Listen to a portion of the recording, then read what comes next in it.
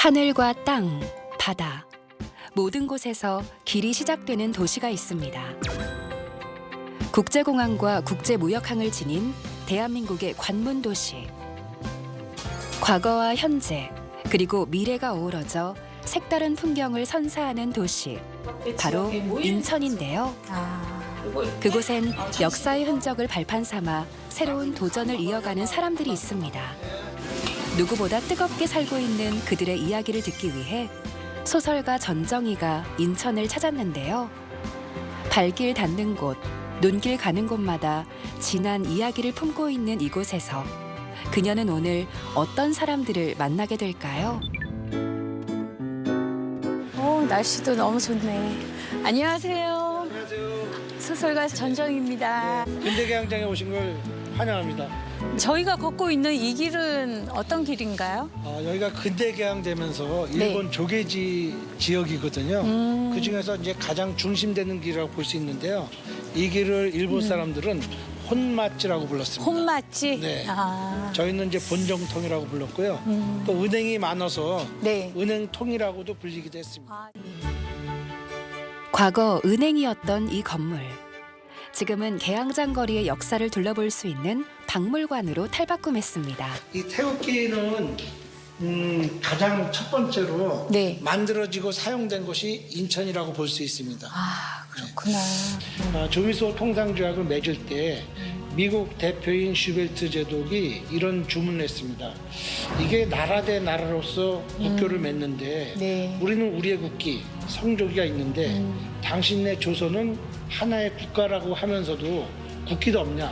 당신네도 국기를 걸어야 될 거 아니냐? 네. 이런 요구를 했다고 합니다. 아. 그래서 그때 참여했던 그 부관으로 참여했던 김홍집 대감이 역관 이응준이라는 사람을 시켜서 태극기를 만들었습니다. 그래서 1882년 5월 22일 날 처음 사용됐다고 하는 것입니다.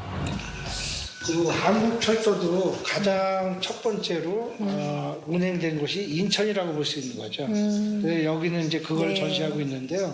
화른 거 구르는 소리가 우레와 같아서 산천 초목이 진동하고 나르는 새도 따르지 못하더라. 아, 그만큼 빠르다는 그렇죠. 거잖아. 나르는 새도 못 따라올 정도로 네. 빨랐다고 느꼈던 거죠. 아, 여기 인천에서 그 당시 노량진까지 7개 정거장이었거든요. 네. 거리로는 33.2km였습니다. 그것을 1시간 40분에 갔어요. 그 전에는 우리가 인천에서 서울을 가려면은 12시간이 걸렸거든요. 1883년 개항 이후 선진문물이 도입되면서 인천은 경제, 교통, 문화 등 모든 분야를 선도하는 도시가 되었습니다. 그리고 우리나라 최초의 호텔도 들어섰죠. 데브로텔은 우리나라 최초의 호텔입니다. 이름이 좀 특이한데 왜 데블이라 했을까요? 그 당시 네. 이제 그 일본 사람이 운영을 했는데 그분의 몸집이 이렇게 큰 불상처럼 체격이 좋았던 거예요. 그래서 이름을 데블이라고 줬어요. 그렇군요. 네네. 1899년 경인선 개통 이후 인천에서 숙박하는 외국인이 줄어들면서 문을 닫게 되었다는 대불호텔. 지금은 전시관으로 사용되고 있습니다. 그 시절에는 최고였지요, 뭐 그죠? 좋았겠어요. 좋았겠어요. 서양식 돈 호텔이니까 없는 사람들은 여기 오지도 못해요. 돈이 있으니까 여기로. 꿈도 못 꾸는 거야 그때는. 우리 대한민국 사람 꿈도 못 꾸는 데야. 영감님하고 같이 와갖고 여기서 자고 하면 하나 만들어. 가장 저렴한 숙박료가 당시 노동자 하루 임금의 6배가 넘는 금액이었지만 인천 바다가 보이는 오션뷰 덕분에 인기가 많았다네요. 개항장 거리에선 오래된 적산 가옥들을 쉽게 찾아볼 수 있는데요. 그 중에서 유독 눈이 가는 한 곳, 무언가에 홀린 듯 건물 안으로 들어가 봅니다. 건물의 역사가 전시돼 있는 좁은 복도를 따라 들어가면 넓은 중정이 나오는데요. 안녕하세요. 안녕하세요. 네.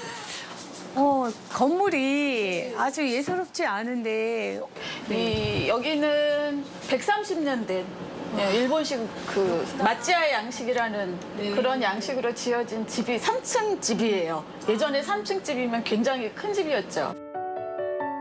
이곳은 일제 때 한국인 노동자 100여 명이 지내던 하역회사 사무실 겸 숙소로 사용했던 건물인데요. 이런 건축 가치를 인정받아 2013년 등록 문화재로 지정됐다고요. 뜨끈뜨끈한 단팥죽을 드실 수 있으세요.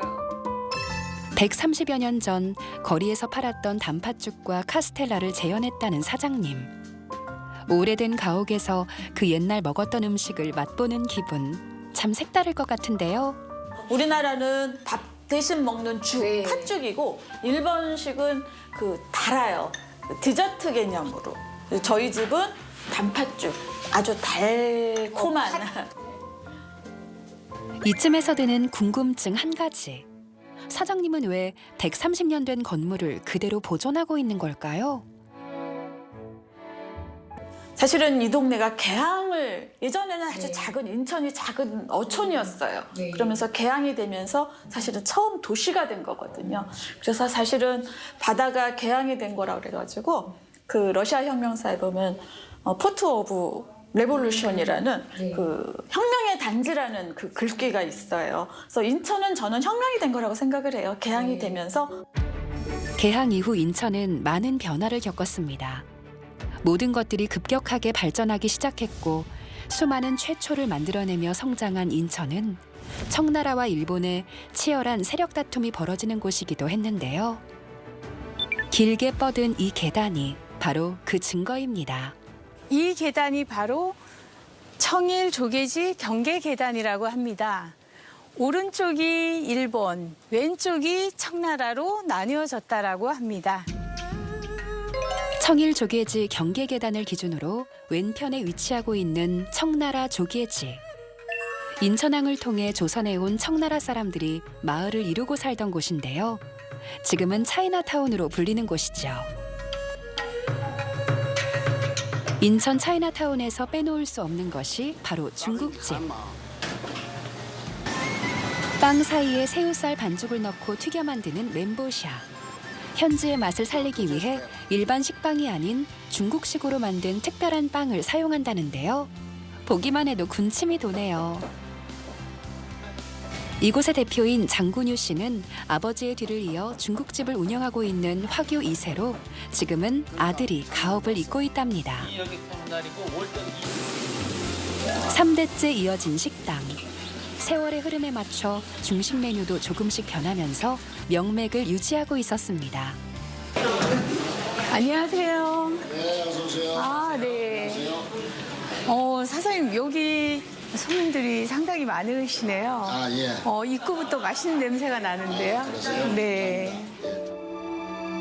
중국의 독특한 문화를 경험할 수 있어 우리나라의 중요한 관광 자원으로 손꼽히는 차이나타운. 매일 수백, 수천 명이 찾는 곳이지만 이곳에도 어두웠던 과거가 있었다는데요.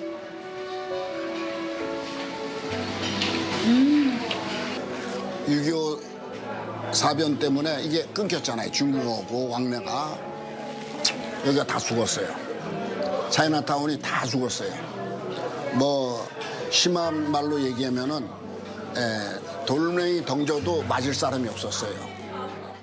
한국 전쟁 이후 상권이 침체되면서 많은 이들이 차이나타운을 떠났지만 장군유 대표는 자리를 지켰답니다. 돌아선 사람들을 불러오기 위해 치열하게 새로운 메뉴를 만들었다는데요. 그중 하나가 바로 하얀 짜장면. 그의 노력 덕분일까요? 현재 차이나타운은 세계에서 주목받는 관광지가 되었습니다. 인천 차이나타운이 많이 좋아졌고 오고 싶다는 거예요. 자기 고향이 아니에요. 부산 사람들이에요. 부산 화교들인데 그래서 한 팀은 서울 화교고요. 그 사람들 와서 얘기를 그 사람들하고 대화를 해보면은 아 우리 차이나타운이 미국에서도 많이 관심을 갖고 많이 주시를 하고 있구나 이런 느낌을 가졌어요.